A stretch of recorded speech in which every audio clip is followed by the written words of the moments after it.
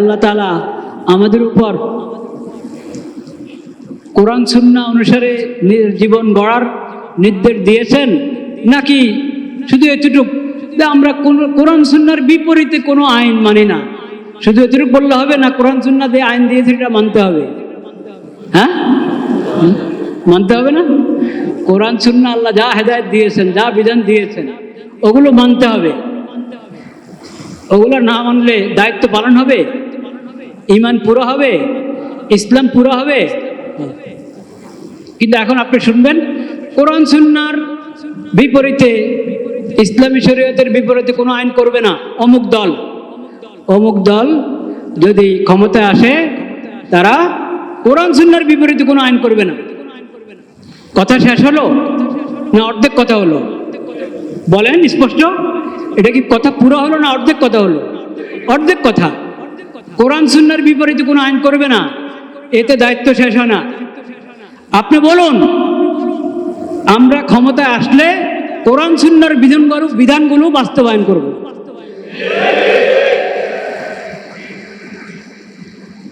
আমাদের আইন, আমাদের সংবিধান, আমাদের আদালত কোরআন সুন্নাহর বিধানের অধীনে হবে। যেখানে কোরআন সুন্নাহ বিধান দিয়েছে সেখানে আলহামদুলিল্লাহ আলার রাস ওয়াল আইন, ওখানে আমরা সেটাই বাস্তবায়ন করি। যেখানে কোরআন সুন্নাহ ইসলামী শরীয়ত অপশন রেখেছে, কি রেখেছে? অপশন রেখেছে, মুবাহ, এটা তোমাদের জন্য ওপেন। এইখানে তোমরা যোগ উপযোগী, অবস্থা উপযোগী ব্যবস্থা গ্রহণ করতে পারো।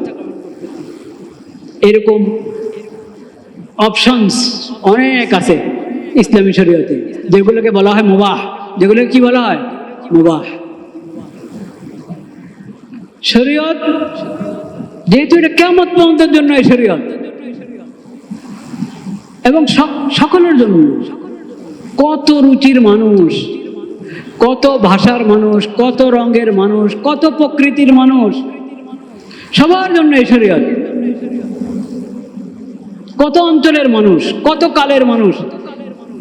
নবী করিম সাল্লাল্লাহু আলাইহি ওয়াসাল্লামের পরে 1450 বছর পার হয়ে গেল, আরো কত বছর বাকি শুধু আল্লাহ জানেন।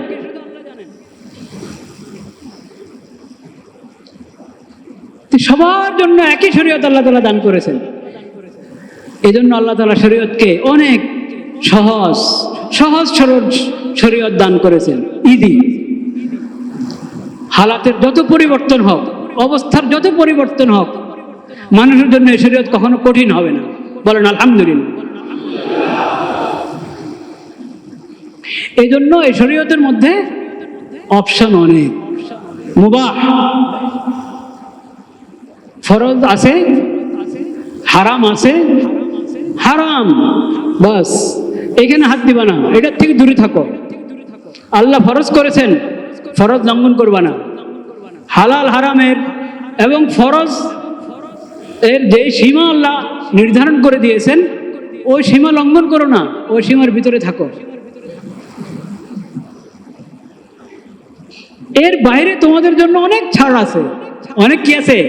ছাড়। ওটাকে বলা হয়েছে মুবাহ, ওটাকে বলা হয়েছে আল আফু, আইন ফা ওয়াও। আফুন মানে হলো ছাড়।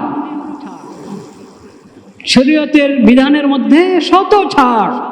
যেখানে আল্লাহ রসুল ছাড় দিয়েছেন, আল ইসলামী শরীয়তে ছাড় দেওয়া আছে, সেখানে নিজেদের মন মতে পরামর্শ করে, যেটা যখন যেই এলাকায়, যেই জমানায় যেটা উপযুক্ত সেটা করো। ওই ছাড় তো আছে, সেটার জন্য সংসদ, সেটার জন্য কি সংসদ।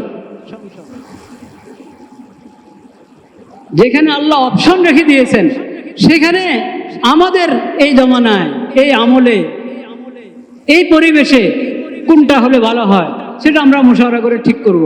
এটা হলো সংসদের কাজ। যেখানে আল্লাহ তাআলা বিধান দিয়ে দিয়েছেন, হালাল হারামের ফরজ করে দিয়েছেন, এটা হারাম ঘোষণা করে দিয়েছেন, সেখানে সংসদের কাজ হলো ওটাকে প্রয়োগ করা, বাস্তবায়ন করা। ওটা নিয়ে ফিকির করবে, আচ্ছা আমরা কি করতে পারি দেখি। এরকম যদি চিন্তা করে যে শরীয়তটা বলছে, আমরা আমাদেরটা দেখি, তাইলে কি ওদের ঈমান আছে?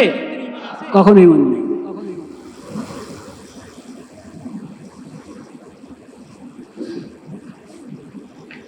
70-এর যে নির্বাচন, আছেন তো মুরব্বীরা, কেউ থাকবেন না? 70-এর নির্বাচন দেখেছেন? হ্যাঁ, থাকার তো কথা। 70-এর নির্বাচনের কথা মনে আছে, এরকম মানুষ থাকবে না? এই মসজিদে থাকবে কোনাকানিতে কাউ না কাউ আছে। 1970-এর নির্বাচনের যে ইশতেহার, 1970-এর নির্বাচনের যে ইশতেহার, ওই ইশতেহারের মধ্যে লেখা ছিল কিনা কোরআন সুন্নাহ বিরোধী কোনো আইন হবে না? 1970-এর নির্বাচনী ইশতেহারে লেখা ছিল যে কি করবে না, কোরআন সুন্নাহর বিপরীত কোনো আইন হবে না। 70-এর নির্বাচন হয়েছে যৌথ নির্বাচন, পশ্চিম পাকিস্তান পূর্ব পাকিস্তান, কিন্তু সেই নির্বাচনের পরে ইনসাফ করা হয় নাই। যে ভোট বেশি পেয়েছে তাকে ক্ষমতা দিতে চাওয়া হয় নাই। যাই হোক, সেই লম্বা ইতিহাস, 71-এর ইতিহাস প্রবর্তিত হলো। 71 থেকে নিয়ে এখন 2025, আমাদের সংবিধানে হোক বা নীতিমালা হোক বা এমনি আইন হোক, যেটা এই আলাদাভাবে কি বলো ওটাকে, কোডের মধ্যে আপনি দেখেন, দেশের কোড আছে না, কোডে দেখেন কি কি আইন পর্যালোচনা করেন, কোরআন সুন্নাহ বিরোধী অনেক কিছু পাবেন।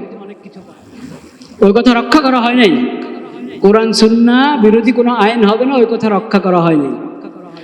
এজন্য ও 70 থেকেই তো মানুষ দেখছে যে বলা হয় একটা, করা হয় আরেকটা। তো কতদিন এই কথা বিশ্বাস করবে মানুষ? এখন এই কথা বললে হবে না, এখন স্পষ্ট কথা বলেন, কোরআন সুন্নাহ যা আছে আমরা ওটা মেনে চলবো। কোরআন সুন্নাহর বিপরীতে কোনো আইন হবে না, এটা তো প্রশ্নে আসে না। কোরআন সুন্নাহর বিপরীতে আইন করলে ঈমান থাকবে নাকি?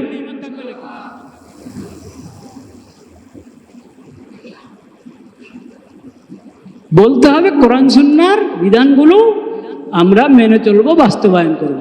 আল্লাহ তাআলা সেই সৎ সাহস দান করেন।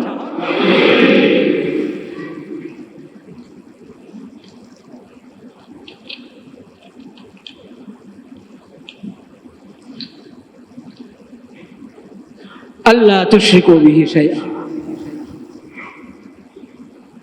আল্লাহর সঙ্গে কোনো কাউকে শরীক করবে না, কোনো কিছুকে শরীক করবে না।